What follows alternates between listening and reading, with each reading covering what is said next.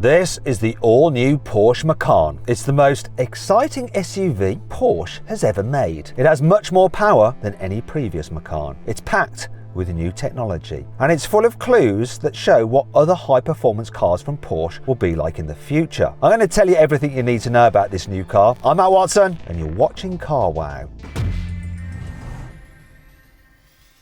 The new Porsche Macan looks very different from the old model. Just have a look at this front end. The old car had a huge black grille and rounded headlights. This new model has a much lower, wider intake, and the lights look very similar to the ones you get on a Taycan. Porsche hasn't changed much about the new car's silhouette. It still looks pretty similar to the old Macan from the side. But you do get new alloy wheels to choose from, including 22-inch rims. These look great, but I'm not so sure about this car's backside. The new light bar isn't as interesting as the old car's curvy lights, and that massive piece of black plastic on the bumper looks like a bit of an afterthought. In fact, there are a few other things missing from this new Macan that the old car had. But can you tell what they are? That's right, it's the exhausts. That's because this new Macan is going to be all electric for the first time ever. No Macan will have any internal combustion engine on board from now on. Oh my God. However, this could actually be a good thing. Well,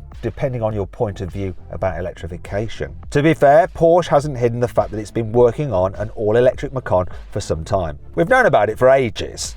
But this new car is the heart of something huge because it premieres loads of new chassis, motor and battery technologies. Porsche calls this new combination the Premium Platform Electric Jahr, or PPE for short. PPE. Oh no, that takes me back to COVID days. Anyhow, enough about that. This PPE will underpin loads of new cars over the next decade. Porsche is expected to use it for a flagship electric SUV that could replace the Cayenne. And Audi has loads of new PPE-based models that are coming out soon, such as the Q6 e-tron and the A6 e-tron. However, Porsche is saving the most powerful models for itself, for the moment at least. I will tell you exactly how much power this new Macan has in a bit, and spoiler alert, it is a lot more than you got with the old petrol-powered Macan. A lot more. But first, let's check out the cabin. Okay, so it looks pretty similar to the inside of a Taycan, but who's complaining? I think it looks good. And there's nothing wrong with Porsche taking inspiration from its flagship EV. You get a wide, horizontal dashboard just like on that car, and there's a similar curved driver's display. There are plenty of recycled and environmentally friendly materials in here as well. And the LED mood lighting also serves as a warning light for the car's various safety systems. The seats are typically Porsche. That means lots of support, and they're bound to be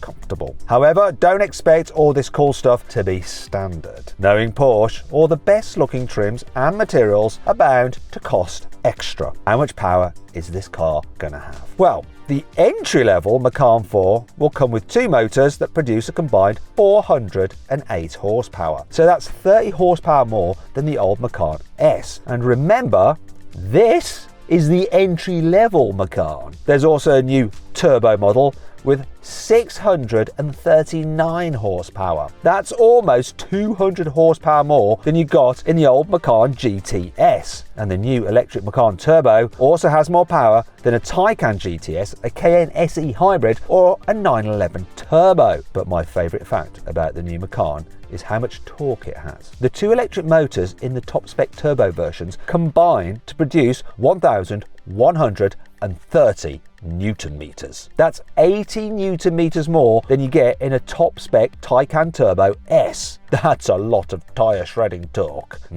Looking forward to doing some burnouts in that car. What does this translate to in terms of 0 to 60 mile an hour times? Well, Porsche says the standard Macan 4 will accelerate from 0 to 60 miles an hour in 5.1 seconds, which is pretty quick for an electric SUV, and is about the same time that they quoted for my own Porsche 911 996 Carrera 3.4 back in 1999. However, when we come to the turbo model, things take a step up. That car, according to Porsche, will do 0 to 60 in 3.3 seconds. And that's a whole second quicker than the claimed 0 to 60 mile an hour time for the old Macan GTS. And it's 0.2 of a second quicker than a Mercedes-AMG EQE SUV 53 can do the sprint in. It also happens to be exactly the same 0 to 60 time that Tesla claims for the Model Y Performance. Is that a coincidence? I don't think so. I'm sure Porsche has been comparing its new car with Tesla's range-topping Model Y in some secret in-house tests. And I'm also sure this new Macan EV will be slightly quicker than Porsche claims. That tends to be the way it goes with Porsche these days. Porsche knows how to combine analog style with digital technology better than anyone else. And this new Macan is no different. The new car comes with a curved 13-inch digital driver's display with lovely, clear analog style graphics. Importantly, you also get a heads-up display, unlike with the Tesla Model Y. This feature also comes with augmented reality graphics for the first time ever, a bit like the ones Mercedes uses for its sat-nav displays. Look, this is Mercedes' version. In fact, BMW does it too. Here it is on a BMW. For this new Macan, you control most of the car settings through an 11-inch touchscreen in the middle of the dashboard. But thank goodness, Porsche has fitted real, physical buttons for the heating and ventilation controls, just like on the facelifted Cayenne. You also get the obligatory sports chrono stopwatch on the dashboard like in that car. And the new Macan is available with a dedicated touchscreen for the front passenger as well. This 11-inch display looks just like the one in the latest Cayenne, and it comes with various built-in video and music streaming apps. However, I'm not sure why this is better than using your phone.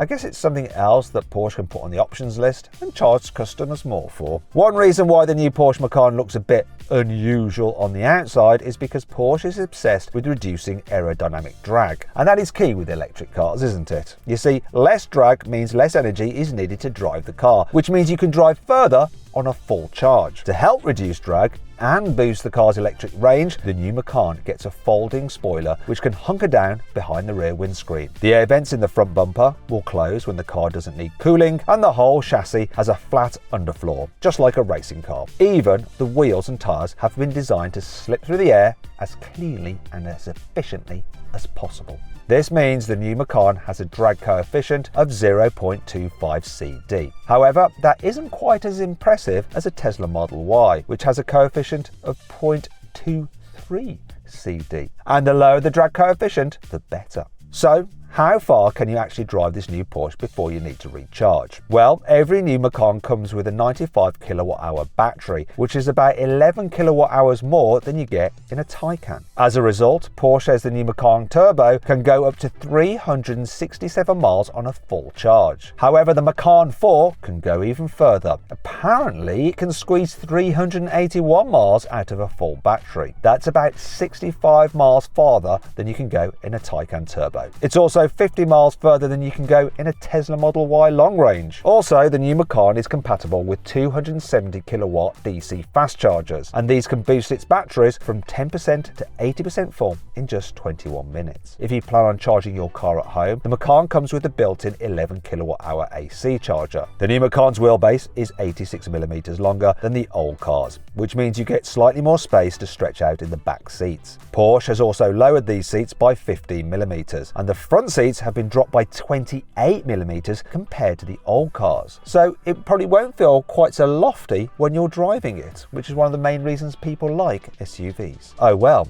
I guess this lower ride height is part of the trade-off for making the car more aerodynamic.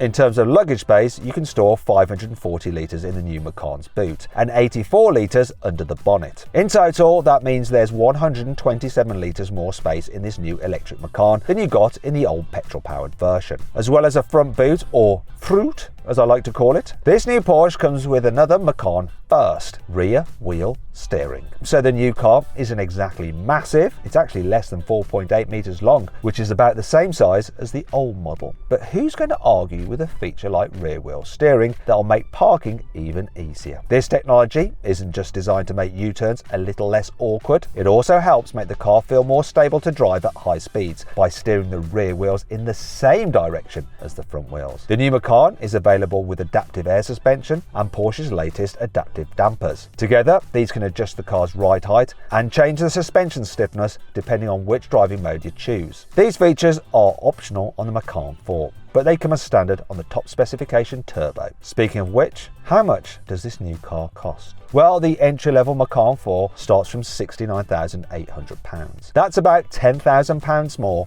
than a Tesla Model Y Performance. A top specification Macan Turbo costs £95,000, which is about £23,000 more than the old Macan GTS. But it's still almost £39,000 less than a Mercedes EQE SUV 53, which kind of makes this Porsche Macan seem like a bit of a bargain. The first European deliveries of the new Porsche Macan are expected in the second half of 2024, and I'll be driving the car very, very soon. So to make sure that you don't miss out on that video, please make sure you're subscribed to this channel and hit the bell icon to turn your notifications on so that you don't miss an upload. Thanks for watching. I hope you all enjoyed the video. If you did, give it a like. Let me know what you think of it in the comments below. If you want to watch some more videos, I've picked a couple out for you there. I think you'll like it. Just click on those windows to watch them. Or if you haven't done so already, make sure you subscribe to this channel. You can do that just by hitting the Carwow logo there. Simple.